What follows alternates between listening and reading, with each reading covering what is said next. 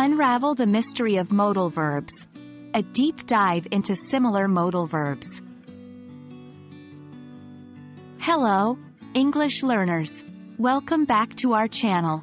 Today, we're going to tackle a rather tricky topic: distinguishing between similar modal verbs. Modal verbs can be a source of confusion, but fear not. By the end of this video, you should have a clearer understanding of these versatile verbs. Before we dive into the main topic, let's have a quick recap.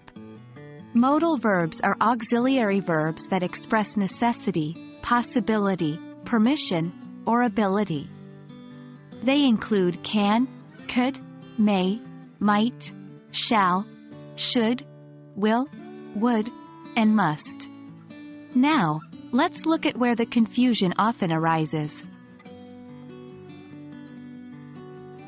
One of the most common sources of confusion is distinguishing between can and could.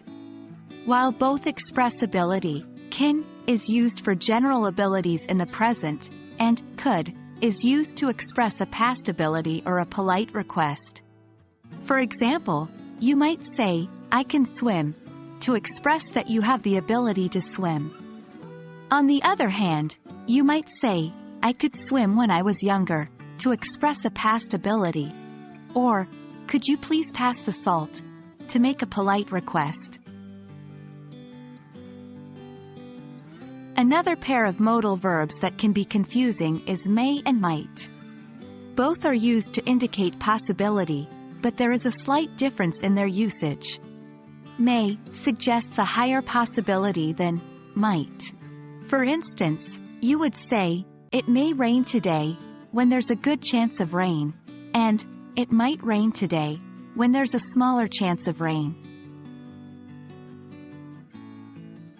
The trio of should, shall, and will often create confusion too. Should is used to give advice or talk about what is right or wrong. Shall is used mostly in questions offering suggestions or seeking agreement. And will is used to talk about future events or voluntary actions.